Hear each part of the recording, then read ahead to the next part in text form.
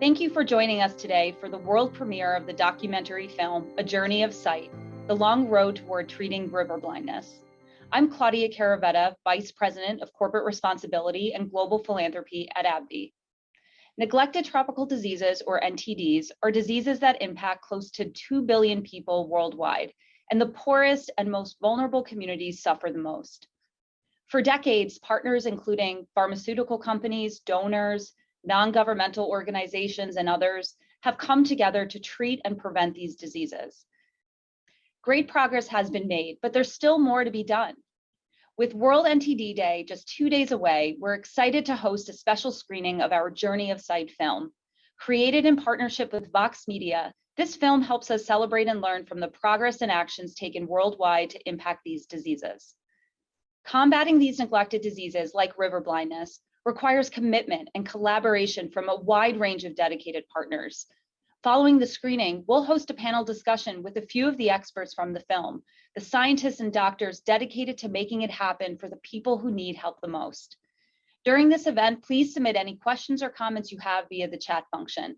We hope you enjoy the film. More than 1 billion people worldwide suffer from one or more of the so-called neglected diseases.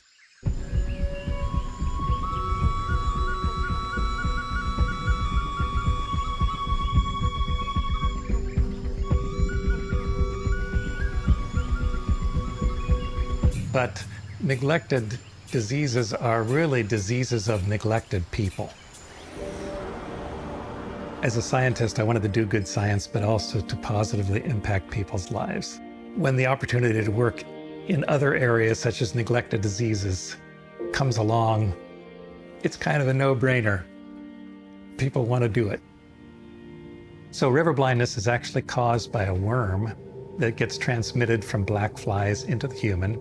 The worm takes about a year to develop into an adult stage. At that point, it starts having babies. The worm babies migrate throughout the body, particularly in the skin. It can cause severe itching and other problems in the skin. Those worms can also get into the eyes. When that happens, there's an inflammatory response that the body mounts against the worm, and that can cause the blindness. Cette maladie entretient le cycle de la pauvreté. Il devient totalement dépendant puisqu'il ne peut pas se déplacer, il ne peut pas travailler et du coup, il va mobiliser quelqu'un plus jeune souvent. Si c'est un père de famille, ça va être son enfant qui va le servir de guide. Et cet enfant-là ne va pas aller à l'école pour toute sa vie puisqu'il va rester en permanence là, servir de guide pour son père qui ne travaille pas. Puisque déjà, les communautés qui sont affectées sont les communautés rurales qui sont pauvres.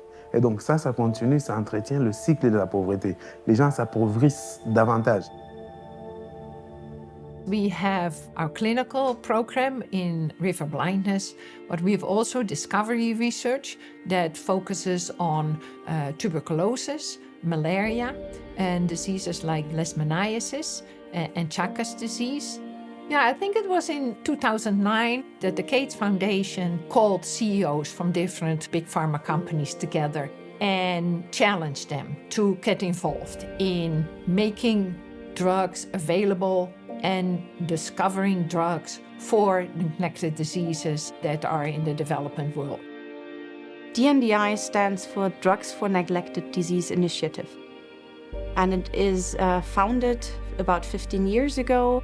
Often they see diseases where there's not even a treatment available. And this is the idea that led to the funding of drug development in spaces where normally nobody would invest. What is exciting about it is that we are combining what we can both do best. DNDi understands how you do development of a drug in the countries where these diseases are endemic. AbbVie has the experience in drug discovery and drug development. With river blindness, we are just at the beginning of our phase 2 study. More than 400 AbbVie scientists over the years worked on our neglected diseases program. Many of those hours were just extra hours that people put in on the weekend or in the evenings because people were so interested in wanting to make an impact on the lives of these patients. As my colleague scientists in the company began to realize what I was working on, it was very common for them to come to me and said, Dale, I really want to help on this project. And in fact, my friend Niki Alami, her expertise in clinical medicine became key, and she became one of our closest partners. If you think of it as passing on the baton, it's taking on all the knowledge and data that had been developed in preclinical setting, taking all of that on, and then designing the clinical trial and carrying it forward. Part of my personal interest in neglected diseases comes from the Syrian refugee crisis. I had the incredible opportunity to work as a medical advisor as part of UNICEF to address the needs of the refugee center. The people that I was interacting with were physicians, engineers, teachers, and it was a good reminder that your circumstances can change and you never know when you may be in that situation. So the currently used drug needs to be repetitively applied, so patients have to take that for many, many years, and that's a big social effort, a big financial effort in order to do that on millions of people. There's another problem with the current drugs. They not only kill the microfilaria of the river blindness, but also another parasitic worm, which is called Loa Loa. And this particular disease is co-endemic in the area of the Democratic Republic of the Congo. If the microfilaria of Loa Loa are killed off, patients may get such a strong reaction they could actually die. They cannot take these drugs that we currently have. We need something else. Most companies like AbbVie have millions of compounds in their compound libraries. And out of those, we identified the compound that is now being studied in humans for river blindness. There is a bacteria that lives inside the adult worm. If you kill the bacteria, the adult worm becomes sterile and ultimately it dies. That is what we are doing with our medication. You never know if what you're trying to invent is actually going to manifest itself in the way that you think until you actually have the answer from humans. That's a very long process and a long time to live with ambiguity. But the prospect of being able to answer those questions is what drives you as a scientist. I know that only when we all get together, stakeholders, funders, scientists, that's when we can tackle the diseases and we can do our part in the story. Chaque fois qu'ils voyaient un véhicule de DNDi passer dans ces villages, mais on était entouré par la population, demander si, voilà, ça y est, si finalement le médicament est là. We think of this as a distant problem, but it could have been any of us. Just because you're not experiencing it doesn't mean that it's not important. I tell people that the last 10 years of my career was a true gift to be able to devote my attentions and talents toward working in disease areas that will impact the lives of people who don't have a voice. I can't think of a better way to end a career, and I'm exceedingly thankful for that.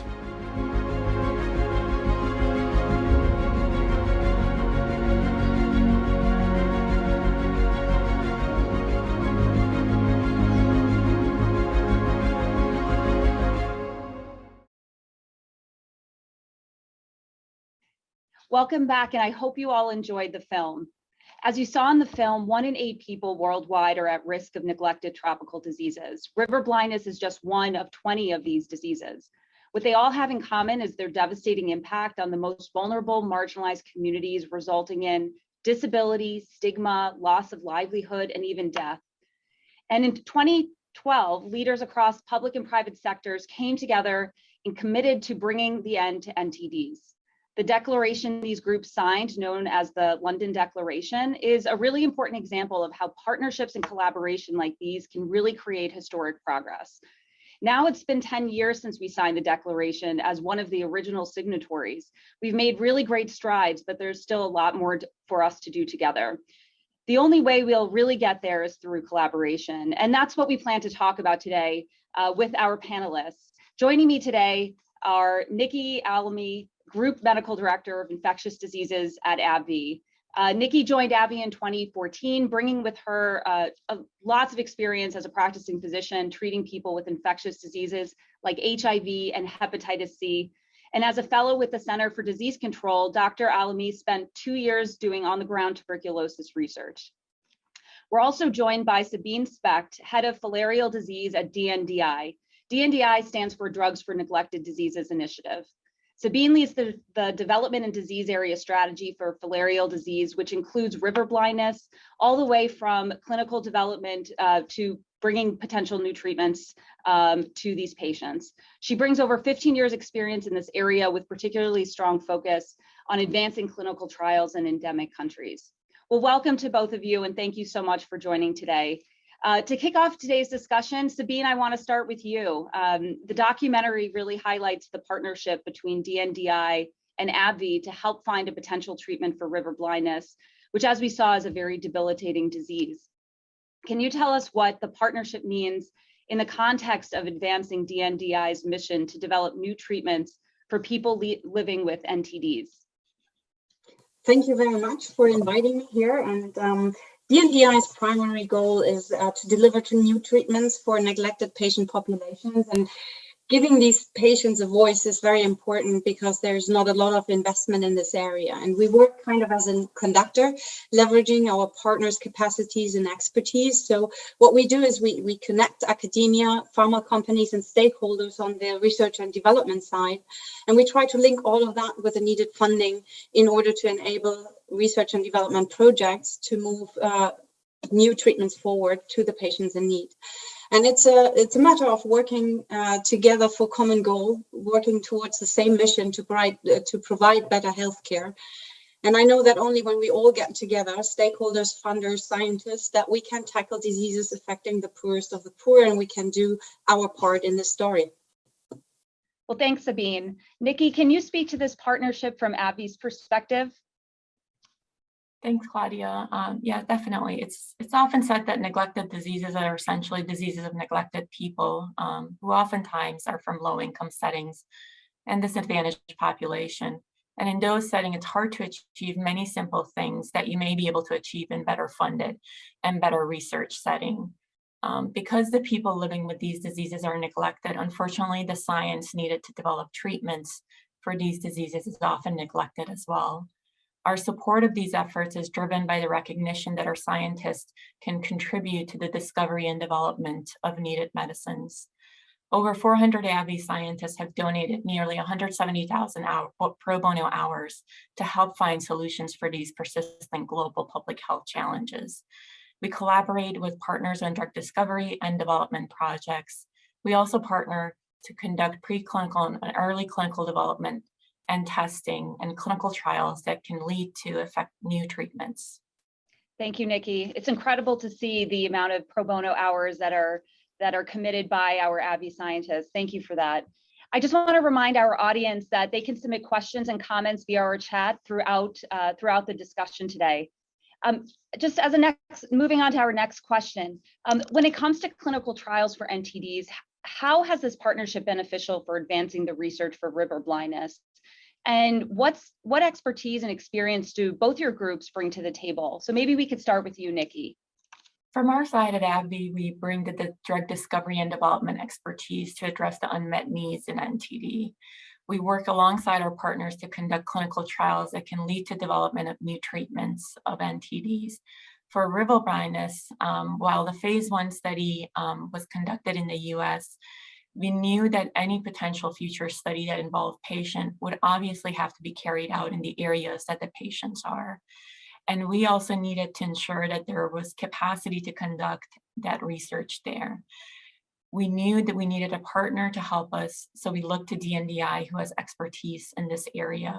With their help, we looked at several different countries in sub-Saharan Africa where river blindness is a disease burden, and assess what's the capacity in the different countries, what are the potential challenges, what are the potential benefit, and how can we conduct quality and good clinical research to bring new treatments to patients.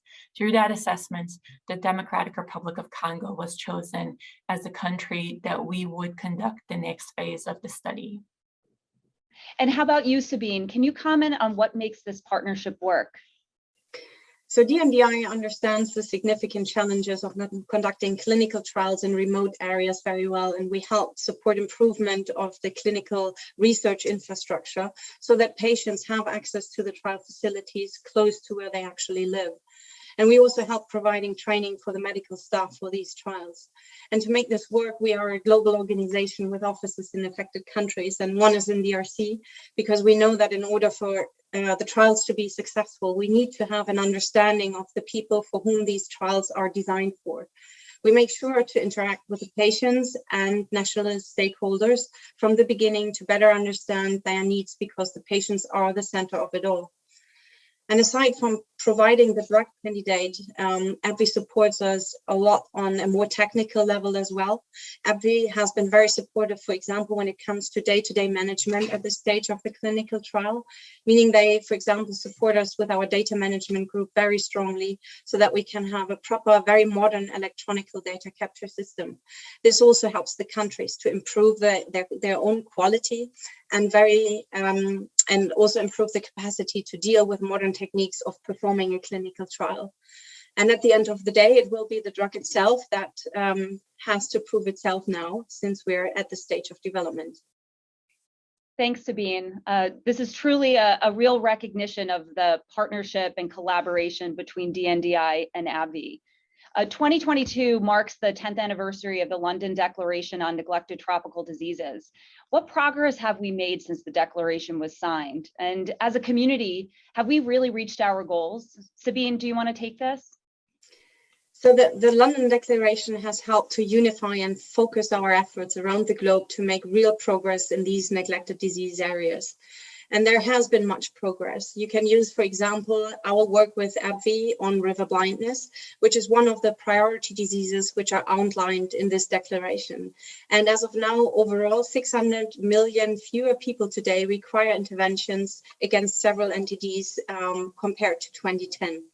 And it is important to note that organizations like the World Health Organization are driving strategies to achieve an ambitious 2030 roadmap, which actually focuses on 20 diseases and diseases with a critical need for attention and treatment options. And one example is for snake bites, which is also a project that DNDi is currently working on. Thanks, Sabine. And you, Niki? Thanks, Claudia. We recognize that combating NTDs requires input and commitment from a wide range of dedicated partners. Real impact comes from collaboration, and we've made significant progress to date, but still have a long way to go. By continuing with research partners like DNDi, we're confident that we can have a positive impact against many of the devastating diseases. Thank you to you both. In the documentary, Niki, you talk about how your personal interest in NTDs really comes in part from the Syrian refugee crisis, where you served as a medical advisor to address the needs of refugees. Before we wrap up our discussion, I'd like to hear from you, Sabine, in terms of what inspires you to do this important work. So there's a lot of aspects on this. First of all, I'm a biologist and I'm interested in parasitic interactions. And of course, on the other hand, they come with a debilitating disease phenotype. So on the one hand, it is very exciting to be part of this big consortium that tries to address the remaining issues to develop drugs for exactly those diseases and for the patients in need. And you're actually working in an environment with highly skilled and dedicated people thriving for the same goal. And on the other hand, it always really grounds you when you're in these countries and you see the people suffering of the diseases, and you experience that patients cannot just simply go to a pharmacy like you would do here in our countries and get a treatment for a given disease. And if you imagine you're infected with a worm parasite, you'd seek here a treatment right away. And this is not the case in African countries. And that very much motivates me to do something about this inequality in the world. Really inspiring. Thank you, Sabine. As a reminder to the audience, you can put your questions and comments in the chat. Turning now to our next question, how has the COVID-19 pandemic affected NTD efforts around the globe? Sabine? Yes, thank you very much. And COVID, as we all know, has taken the world's attention, and that makes a neglected disease even more neglected. which is on several aspects. It's on the research aspect, on the current treatment aspect, and many more. However, the pandemic also offers, as in many other areas, opportunities and, for example, techniques, mechanisms, and structures that have been put in place with the pandemic could potentially be used for NTDs as well. And the community is currently addressing this and trying to make most use of what has happened during the pandemic, also for NTDs. Niki, anything to add? I think I would agree with Sabine. Sabine and DNDi have been really our partners on the ground who've seen the impact of COVID-19 as well on the not just the clinical trial, but overall efforts. But I think in general, as with any public health emergency or that arises in countries, public health efforts a lot of times are shifted towards the acute emergency of COVID-19. So while temporarily the resources may have been taken away from NTDs, hopefully the resources that are optimized or set up for COVID-19 can be used to address the needs of people affected by NTDs in the future. Great. And beyond river blindness, what are some of the key disease areas where progress has been made by AbbVie, DNDi, or other partners? Sabine? Yeah, so DNDi's most recent development is actually a tablet against sleeping sickness. And sleeping sickness is also a very devastating neglected disease in many African countries and can result even in the death of an infected patient. And in a partnership effort, we have developed a tablet against this disease that can be taken at home without the admission to a hospital in the region. So that's a big advancement for the treatment of sleeping sickness. Niki? On the AbbVie side, the furthest program that we have right now is a river blindness in phase 2. Our discovery colleagues have some preclinical work in tuberculosis as well too, and we hope that progresses and we are able to progress other assets and other diseases as well, and so hopefully more to come. Thank you so much for the discussion, Niki and Sabine. The work you're doing is so impactful, and we look forward to hearing more soon. And thank you to everyone who tuned in to join this conversation today.